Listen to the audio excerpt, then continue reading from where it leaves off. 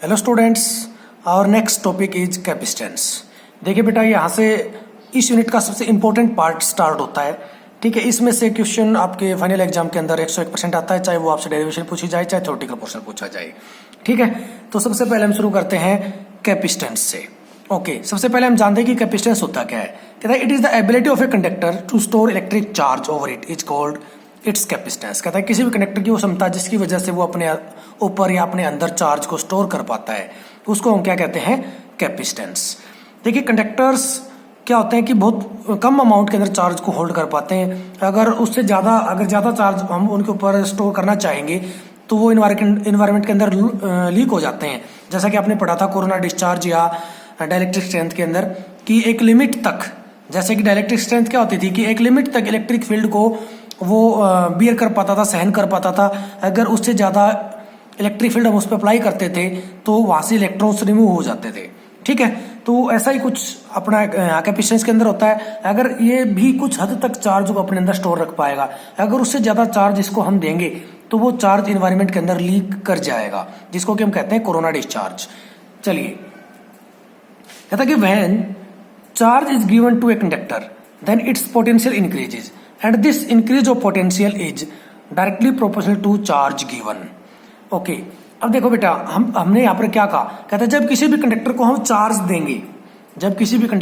Charge देंगे तो उसकी पोटेंशियल इंक्रीज होगी। ठीक है, या ये कह सकते हैं कि उसका इलेक्ट्रिक फील्ड इंक्रीज होगा। जैसा कि हम देखिए, मान लिया कोई कंडक्टर है आपके पास, इस कंडक्टर के ऊपर हम क्या कर रहे हैं, कोई प्लस क्यू चार्ज हम इस कंडक्टर को दे रहे हैं। ठीक है, यानी इसके ऊपर हम क्या कर चार्ज अप्लाई कर रहे हैं, कोई प्लस क्यू चार्ज अप्लाई कर रहे हैं। तो जब हम क्या कर रहे हैं, इस चार्ज को इस कंडक्टर के ऊपर लेके जा रहे थे, यहाँ पर कुछ ना कुछ ऑलरेडी चार्ज प्रेजेंट हो सकता है, तो वो चार्ज क्या करता है, इस चार्ज को रिपेल करता है। तो हम क्या करते हैं कि हम जो इसके रिपल्सिव फोर्स से ज्यादा वर्क इसके ऊपर करते हैं, वो वर्क इसके अंदर किसके रूप में स्टोर होता है, पोटेंशियल के रूप में स्टोर होता है। तो कहने का मतलब क्या है कि जब हम चार्ज देंगे तो उस कंडक्टर का या उस ऑब्जेक्ट का पोटेंशियल इंक्रीज होगा।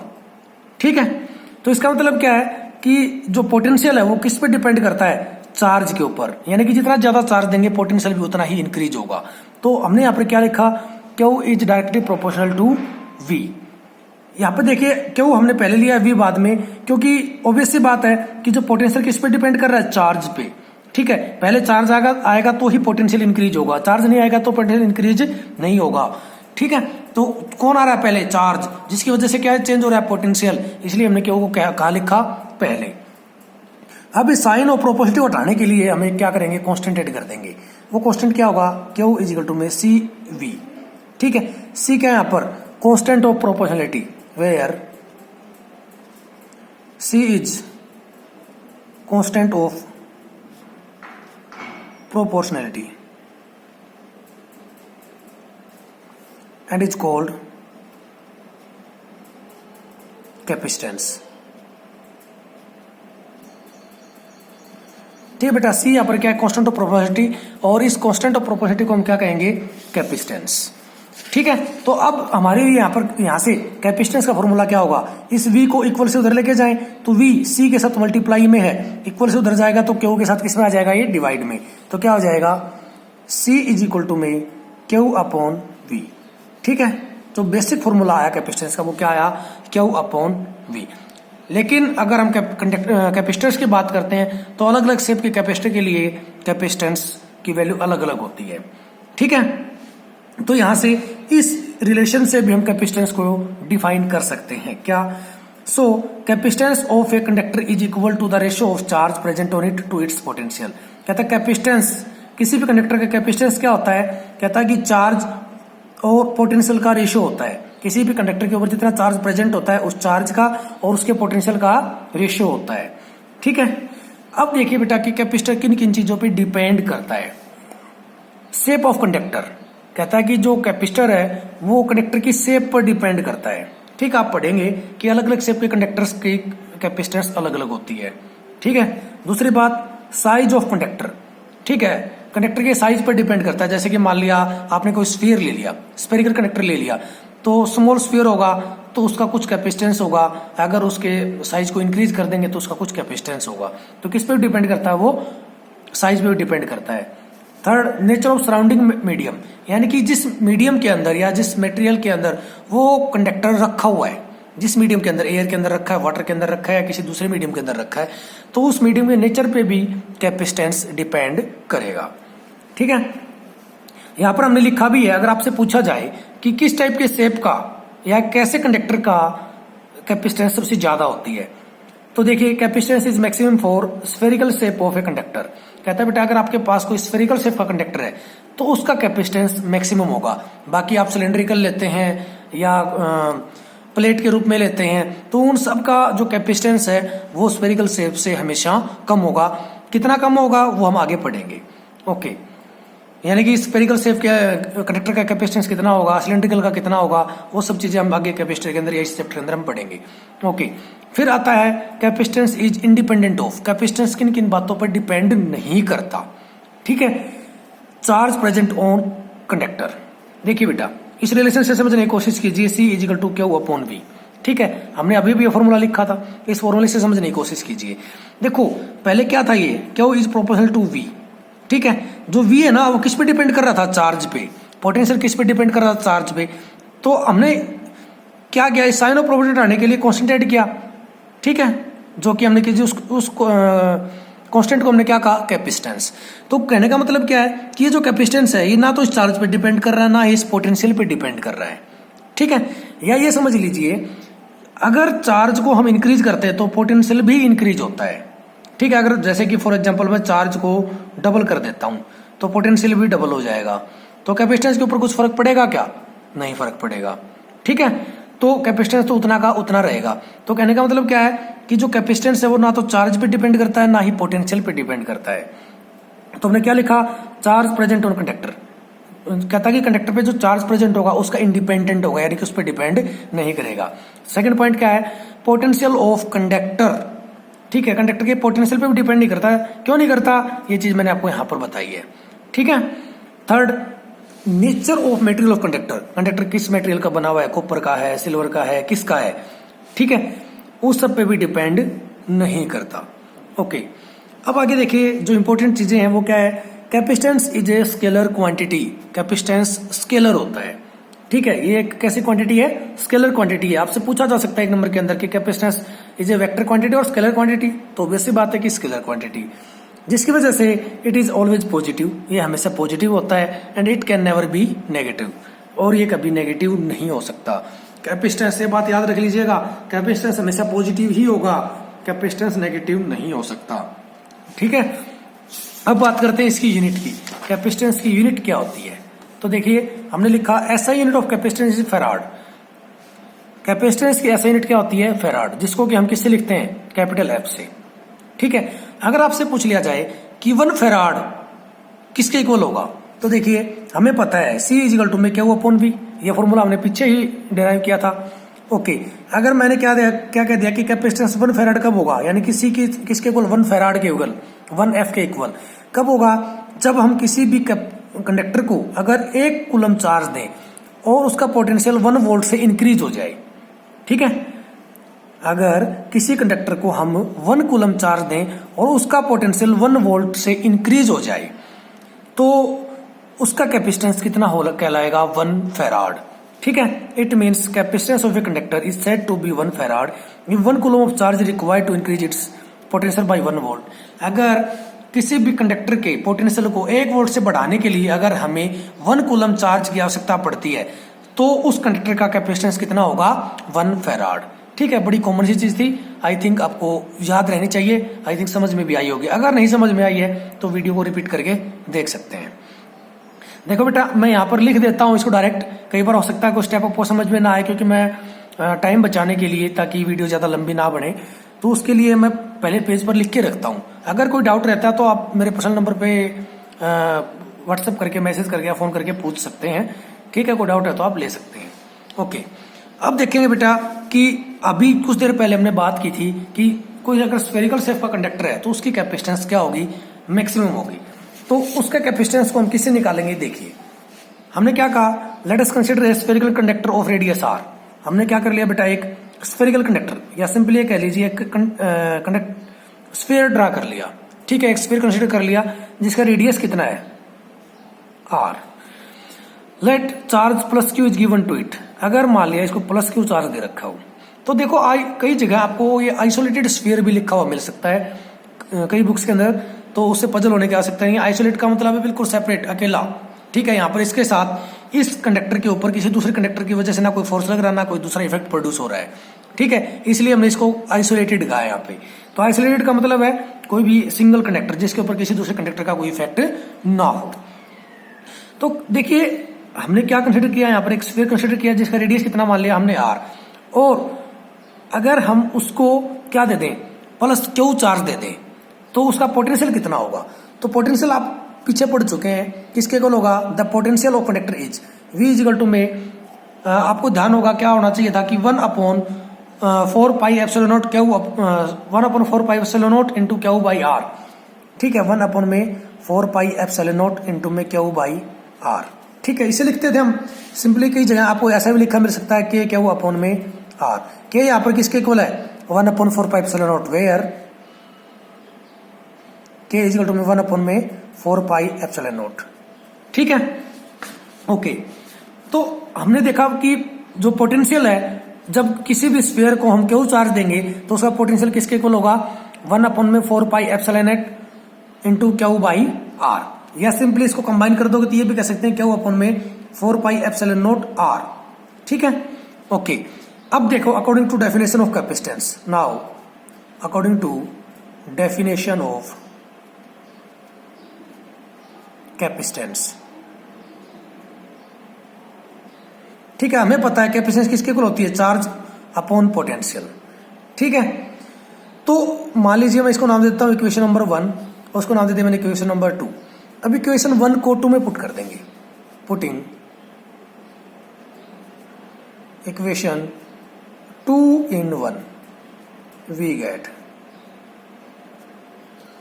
जब 2 को 1 में पुट करेंगे, सॉरी 1 into जब 1 को 2 में पुट करेंगे तो हमें क्या प्राप्त होगा, C इजिकल टू में Q as it is upon में V यानी कि पोटेंशियल की वैल्यू क्या है, क्यू अपॉन में 4 पाई एप्सिलॉन नॉट इंटू में R।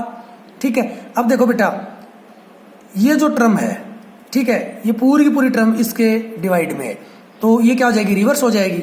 तो क्या बनेगा, C इजिकल टू में क्यू इंटू में 4 पाई एप्सिलॉन नॉट इंटू में R अपॉन में क्यू से क्यू कैंसिल आउट, तो C क्या आ जाएगा, 4 पाई एप्सिलॉन नॉट इंटू में R। तो ये किसका फॉर्मूला आ गया, किसी भी स्फेरिकल कंडक्टर की कैपेसिटेंस आ गई। ये हमारे पास क्या आ गया, किसी भी स्फेरिकल कंडक्टर की कैपेसिटेंस। ओके, एक क्वेश्चन और देखते हैं अब हम। देखिए नेक्स्ट क्वेश्चन है, is it possible to obtain a conductor of capacitance 1 farad. कहता है क्या आपके पास आपसे पूछा जाए कि क्या हम कोई ऐसा कैपेसिटर बना सकते हैं जिसका कैपेसिटेंस 1 फैराड हो। देखो बेटा आपको मैं एक जनरल सी बात बता देता हूँ, 1 फैराड कैपेसिटेंस की बहुत बड़ी यूनिट है। ठीक है, इसके शेप का कैपेसिटर बनाना पॉसिबल नहीं है, यानी कि कहने का मतलब है कि अभी तक ऐसा यूनिवर्स के अंदर ऐसा कोई ऑब्जेक्ट एग्जिस्ट नहीं करता जिसकी कैपेसिटेंस 1 फैराड हो। ठीक है, क्यों, वो हम देखते हैं। देखिए हमने क्या लिखा, capacitance is maximum for spherical shape of conductor. हमें पता है कि किसी भी स्फेरिकल कंडक्टर की जो कैपेसिटेंस होती है वो मैक्सिमम होती है।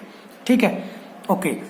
So for a given capacitance A sphere of large size is required.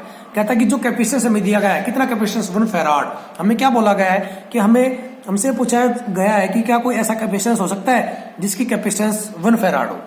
तो 1 फैराड के लिए हमें जो स्फीयर चाहिएगा वो बहुत बड़े साइज का चाहिए होगा। कितने बड़े साइज का, आइए वो हम देखते हैं। देखिए आपको पता है कि capacitance of a, therefore capacitance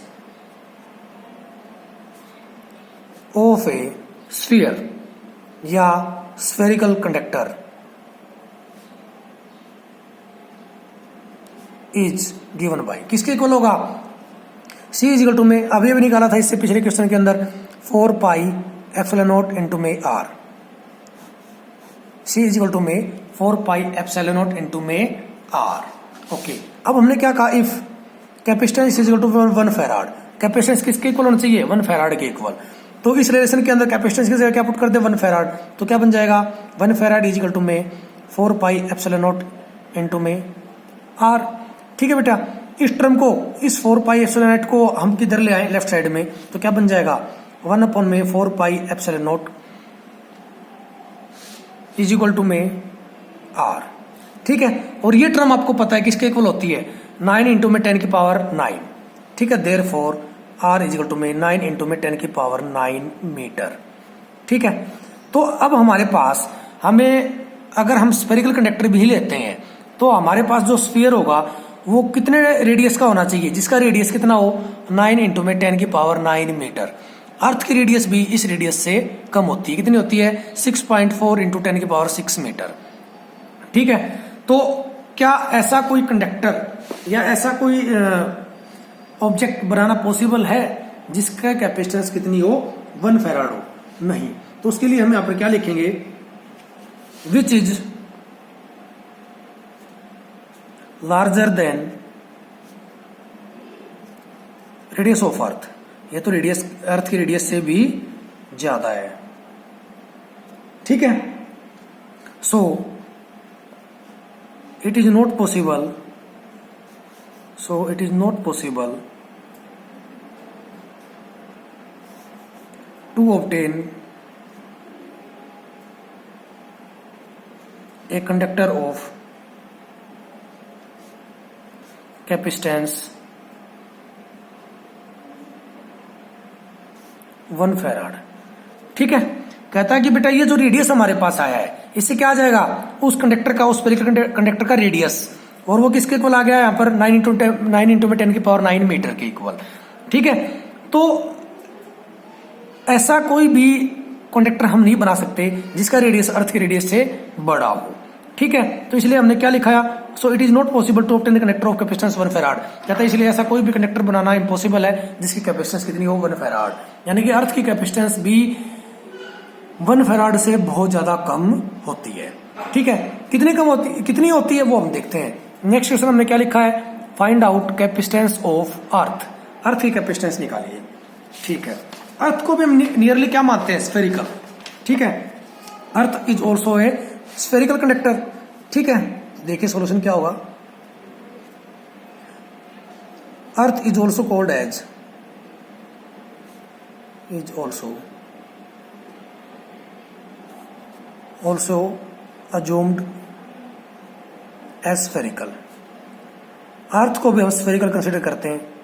ठीक है, देयरफॉर कैपेसिटेंस किसके इक्वल होगी 4 पाई एप्सिलॉन नॉट इनटू में आर। अब देखो बेटा, अब देखिए 4 पाई एप्सिलॉन नॉट, यानी कि ये क्या होगा रिवर्स, इसको हम कैसे लिख सकते हैं बेटा, आर अपॉन में 1 अपॉन में 4 पाई एप्सिलॉन नॉट लिख सकता हूं इसको ऐसा। आर क्या है यहाँ पर, radius of earth, where R is equal to में रेडियस ऑफ अर्थ। और अर्थ की रेडियस कितनी होती है 6.4 इंटू में 10 की पावर 6 मीटर। ठीक है, इसी से पुट कर देंगे, और 1 अपॉन में 4 पाई एप्सिलॉन नॉट की वैल्यू क्या होती है 9 इंटू में 10 की पावर 9 मीटर। ठीक है, पुट कर दो इसके अंदर, क्या आ जाएगा सी इज इक्वल टू में 6.4 इंटू में 10 की पावर 6 अपॉन में 9 इंटू में 10 की पावर 9। ठीक है, अब क्या करेंगे बेटा, 10 की पावर है ये, मल्टीप्लाई में नहीं है, 10 की पावर 9 है, तो इस 10 की पावर 9 को ऊपर लेके जाएंगे, क्या बन जाएगा 6.4 इंटू में 10 की पावर 6 इंटू में 10 की पावर -9। नीचे प्लस की पावर है, ऊपर जाएगी तो किसकी बन जाएगी माइनस की। ठीक है, अपॉन में 9, तो देखिए क्या हो जाएगा बेटा यहाँ से 6.4 इंटू में 10 की पावर -3 अपॉन में 9। ठीक है, क्योंकि दोनों की बेस सेम है तो पावर ऐड हो जाएंगी, पावर ऐड होंगी तो 6 -9 यानी कि -3। ओके, तो इसकी वैल्यू क्या आ जाएगी बेटा, जब इसको हम सोल्व करेंगे तो आ जाएगी लगभग नियरली इक्वल टू 0.711 इंटू में 10 की पावर -3 फैराड। ठीक है, 0.71 इंटू में 10 की पावर -3 फैराड। तो इन तीनों डिजिट को अगर मैं डेसिमल से इधर लेके आता हूं तो क्या आ जाएगा 711 इंटू में 10 की पावर -6, क्योंकि जितनी टर्म डेसिमल से इधर लेके आते जाएंगे उतनी पावर के अंदर वैल्यू बढ़ती जाएगी। एक लेके आएंगे तो 3 ऑलरेडी है 4 हो जाएगी, दूसरी को लेके आएंगे तो 5, तीसरी को लेके आएंगे तो 6, तो तीनों को ले आए तो हमने क्या होगा 10 की पावर माइनस 6 फेराड, जिसको कि हम क्या कह सकते हैं 711 माइक्रो फेराड। ठीक है, माइक्रो मतलब 10 की पावर माइनस 6, तो देखो कितना ज्यादा कम आया है। ठीक है, 1 फेराड से तो बहुत ज्यादा कम है ये वैल्यू।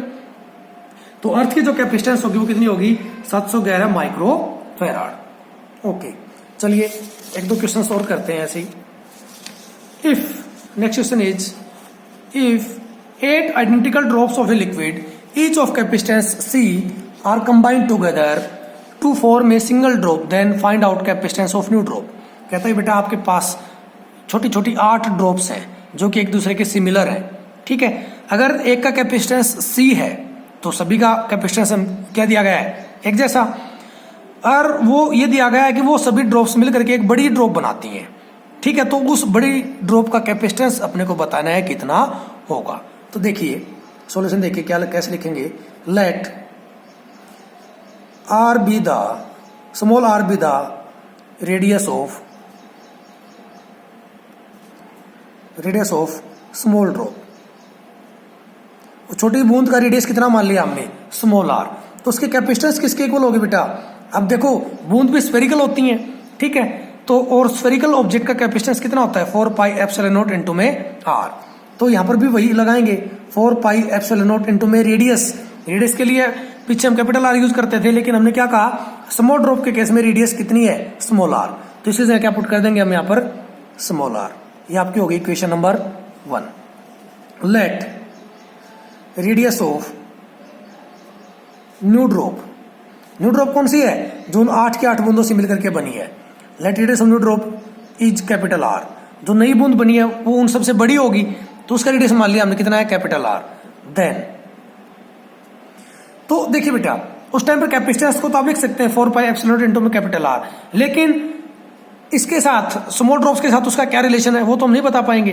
तो उसके लिए हम सबसे पहले क्या करेंगे इस ये कैपिटल आर की वैल्यू निकाल लेंगे कि ये जो रेडियस है ये स्मॉल ड्रॉप का जो रेडियस है उसके साथ इसका क्या रिलेशन है, उससे कितनी बड़ी है ये न्यू ड्रॉप का जो रेडियस है वो छोटी बूंद की रेडियस से कितना बड़ा है। ठीक है, हम सबसे पहले ये निकाल लेंगे। तो देखिए क्या आ जाएगा वॉल्यूम ऑफ 8 स्मॉल ड्रॉप्स। अगर उन 8 के 8 ड्रॉप्स को हम जोड़ेंगे, ठीक है, तो उन सभी का वॉल्यूम और जो नई ड्रॉप बनेगी उसका वॉल्यूम इक्वल होना चाहिए ना।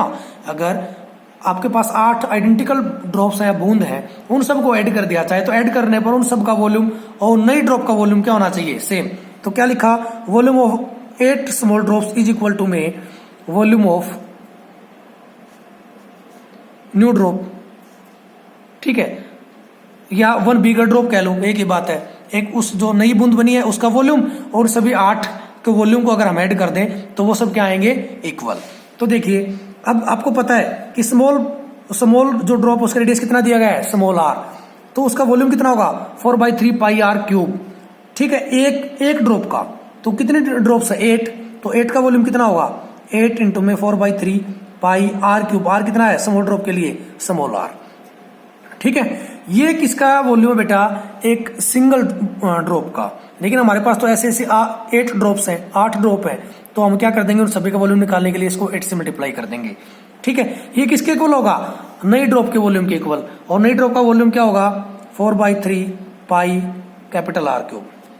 ठीक है, क्योंकि जो नई ड्रॉप बनी उसका रेडियस कितना है कैपिटल आर। ठीक है, तो देखिए अगर हम यहाँ से इसको सोल्व करें तो 4/3 से 4/3 कैंसिल आउट, पाई से पाई कैंसिल आउट। ठीक है, क्या हो जाएगा बेटा 8r cube is equal to में कैपिटल आर क्यूब। ठीक है, इसको मैं ऐसे लिख सकता हूं क्या 2 का क्यूब इंटू में स्मॉल आर का क्यूब इज इक्वल टू में कैपिटल आर का क्यूब लिख सकते हैं, ऑब्वियस सी बात है। तो क्या हो जाएगा इस साइड भी क्यूब है उस साइड भी क्यूब है, तो इसको मैं कैसे लिख देता हूं बेटा 2r का क्यूब इज इक्वल टू में कैपिटल आर का क्यूब। इस क्यूब से ये क्यूब कैंसिल आउट, क्या बन गया इधर से capital R is equal to में 2r। ठीक है, जो नई ड्रॉप का जो रेडियस होगा, ठीक है, वो स्मॉल ड्रॉप की रेडियस का डबल होगा। ठीक है, इस बात से तो यही इस रिलेशन से तो यही प्रूव होता है कि capital R is equal to में 2r। So capacitance of new drop no drop का कैपेसिटेंस को हम किससे लिखेंगे, C इज इक्वल टू में 4 पाई एप्सिलॉन नॉट इनटू में कैपिटल R। ठीक है, लेकिन ये पता तो नहीं चला ना कि एग्जैक्टली एक ड्रॉप का तो सिंगल जो छोटी ड्रॉप थी उसका कैपेसिटेंस C था, लेकिन ये तो नहीं पता चला ये 1C 2C 3C 8C 4C कितना C हुआ, कितने कूलम हुआ, सॉरी कितना फेराड हुआ, कुछ नहीं पता चला। लेकिन क्या करें हम, जब इस R की जगह पर ये रिलेशन पुट कर दें, 2R पुट कर दें, तो क्या हो जाएगा, C इज इक्वल टू में 4 पाई एप्सिलॉन नॉट इनटू में 2R, है ना। इस 2 को अगर मैं बाहर ले आऊं तो क्या बन जाएगा, C इज इक्वल टू में 2 इनटू में 4 पाई एप्सिलॉन नॉट इनटू में स्मॉल r। और ये क्या था बेटा, किसका कैपेसिटेंस था, स्मॉल ड्रॉप का, और हमने क्या कहा था, एक ड्रॉप का कैपेसिटेंस कितना है, C। तो इसकी जगह क्या पुट कर सकता हूं मैं, C। तो क्या हो जाएगा, C इज इक्वल टू में 2C। ठीक है, यानी कि जो नई ड्रॉप का कैपेसिटेंस होगा वो किसके इक्वल होगा, एक ड्रॉप के, स्मॉल ड्रॉप जो थी उसका एक ड्रॉप के कैपेसिटेंस का डबल होगा, यानी कि 2C होगा। ठीक है, तो इस प्रकार से हम कैपेसिटेंस निकाल सकते हैं। चलिए, एक पीछे हम पढ़ चुके हैं कोरोना डिस्चार्ज के बारे में, उसके बारे में एक छोटा सा क्वेश्चन है, वो क्वेश्चन आपसे पूछते हैं और समझाते हैं। देखिए क्या है, why the shape of tankers carrying inflammable materials like petroleum और एलपीजी इज ओवल शेप्ड। देखिए बेटा कि जो टैंकर है आपने देखे होंगे रोड के ऊपर चलते हुए, जिनके अंदर पेट्रोलियम यानी कि पेट्रोल डीजल या गैस लेकर जा रहे होते हैं, उनकी जो शेप होती है वो अंडाकार क्यों होती है, पीछे जो गोल क्यों होते हैं, ठीक है, चौकोर क्यों नहीं होते, रेक्टेंगल टाइप में या स्क्वायर टाइप में क्यों नहीं होते। ठीक है, ये पूछा गया आपसे। तो मैं यहाँ पर इसको लाइन टू लाइन समझा रहा हूँ ताकि आपको समझने में दिक्कत ना आए। इससे आप कोरोना डिस्चार्ज में अगर किसी बच्चे क्लियर नहीं हुआ तो यहाँ से आपको समझ आ जाएगा। देखिए, oval shape is given to the tankers. Tankers को ओवल शेप इसलिए दी जाती है in order to avoid the formation of sharp edges. कहता है ताकि वहां पर शार्प एजेस ना बन सके। जैसे कि मान लिया अगर मैं बात करता हूँ स्क्वायर की, मान लो ये स्क्वायर है, ठीक है, तो देखो बेटा यहाँ पर शार्प एज बनते हैं, एक ये वाला रहा, दूसरा ये वाला रहा, तीसरा ये वाला रहा, चौथा ये वाला रहा। ठीक है, यानी कि यहाँ पर क्या बनते हैं, शार्प एज बनते हैं। During motion of vehicle due to air friction the metallic parts of tankers get charge. अब क्या करेंगे बेटा, जब टैंकर मूव करेगा, ठीक है, जब गाड़ी मूव करेगी तो उस टाइम पर एयर बड़ी तेजी से इस टैंकर से टकराती है। ठीक है, जिसकी वजह से, यानी कि कहने का मतलब क्या है, इस टैंकर के जो मेटेलिक बॉडी है उसके बीच में और एयर के बीच में फ्रिक्शन प्रोड्यूस हो जाता है।